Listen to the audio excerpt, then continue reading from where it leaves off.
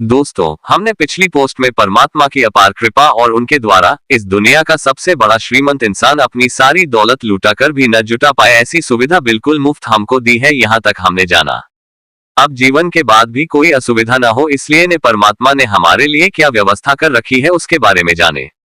परमात्मा ने भगवद गीता के अध्याय 18 के 66वें श्लोक में कहा है कि सर्व धर्मान परित्यज्य माम एकम शरणम व्रज अहम त्वा सर्वम पापेभ्यो मोक्षयिष्यामि मा शुच।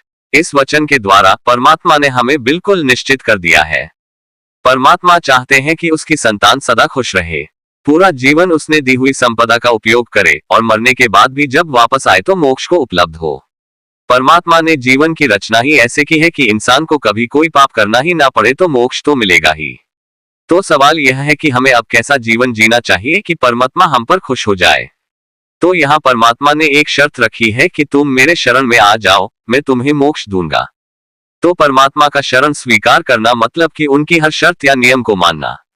जैसे कोई राजा किसी दूसरे राजा की शरण स्वीकार करता है तो शरण देने वाला अपनी शर्त रखता है कि तुझे इतना इतना करना ही पड़ेगा। तो परमात्मा ने हमारे लिए सिर्फ 5 नियम बताए हैं कि अगर कोई यह 5 नियम बड़ी सख्ती के साथ पालन करेगा तो परमात्मा उसे गलती से हो गए पापों से भी मुक्त करके अवश्य मोक्ष प्रदान करेंगे और उसके बारे में तनिक भी चिंता न करे, ऐसा वचन दिया है। तो आओ जाने कि वह 5 नियम क्या है और उसे कैसे पालन करना है। ये नियमों को अध्यात्म में पंचशील के नाम से जाना जाता है और ज्ञानियों ने उसे धर्म कहा है। आइए उसे ठीक से समझे। 1. सत्य। सत्य का मतलब सिर्फ सच बोलना ही नहीं है, लेकिन सत्य और माया के भेद को जानकर सत्य को धारण करना है। 2. अहिंसा। अहिंसा सिर्फ शारीरिक हिंसा मतलब किसी को मारना पीटना ही नहीं है, लेकिन मन, वचन और कर्म से किसी को किसी प्रकार की हानि या दुख नहीं पहुंचे ऐसी तकेदारी रखनी है। 3. अचौर्य मतलब कि चोरी नहीं करना, यानी अपने हक और मेहनत की कमाई करेंगे और उनसे हमारा गुजारा करेंगे। 4. अपरिग्रह। अपरिग्रह का मतलब आवश्यकता अनुसार हम चीज वस्तु रखेंगे, उससे ज्यादा नहीं। अगर किसी कारणवश ज्यादा होगी तो उसको जरूरतियात वालों को बांट देंगे और जरूरत से ज्यादा नहीं रखेंगे ताकि दूसरों की जरूरत पर अवरोध रूप ना बने। 5. नशा नहीं करना और जुआ नहीं खेलना। किसी भी प्रकार का नशा नहीं करना है और जुआ नहीं खेलना। तो परमात्मा ने स्वयं कहा है कि जो व्यक्ति इन 5 नियम के अंतर्गत जीवन जिएगा तो उसके मृत्यु के बाद मैं मोक्ष दूंगा, तुम मत चिंता ना करो। तो हमारे सारी समस्याओं के समाधान के बाद हमारा जन्म दिया है, हमें सिर्फ इतना ही ख्याल रखना होगा कि इन 5 नियम का किसी तरह से उल्लंघन ना हो। इन 5 नियम के अधीन कोई भी कर्म होगा उसकी सत्कर्म में गिनती होगी, जिसको पुण्य भी कहा जाता है, और जिसके बदले हैं और भी सुख, शांति, आनंद और प्रेम का अनुभव अपने आप होने लगेगा। यह आज ही आजमाइश करके देख सकते हैं।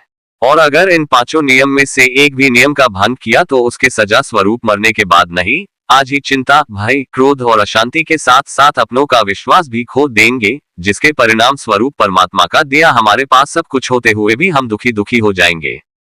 इस जीवन का सबसे बड़ा सत्य यह है कि अगर हम स्वयं सुख पूर्वक जीना चाहते हैं और अपनों को सुख देना चाहते हैं तो हमारा शांत रहना आवश्यक है। अगर किसी कारणवश हम दुखी हुए या क्रोधित हुए तो हम स्वयं तो दुख भुगतेंगे, लेकिन साथ में हमारे अपने भी उस दुख का भोग बनेंगे। ये सिर्फ शास्त्र वचन ही नहीं है, इस जगत का परम सत्य है और इसे आज ही अपने वर्तन से प्रयोग करके देख सकते हैं। तो इस 5 नियम में से एक भी नियम का भंग करेंगे तो उसकी सजा इधर ही तुरंत दुख, पीड़ा, अशांति या क्रोध के स्वरूप में मिलेगी। तो हमारा फर्ज बनता है कि हमको परमात्मा ने इतनी सुविधा वाला जीवन दिया है और मरने के बाद मोक्ष का वचन भी दिया है, तो क्यों ना उसकी शरण में रहकर जीवन को सफल बनाए और पुनर्पि जन्मम पुनर्पि मरणम पुनः अपि जननी जठरे शयनम के दुष्चक्र से बाहर निकले। अस्तु, सबका मंगल हो।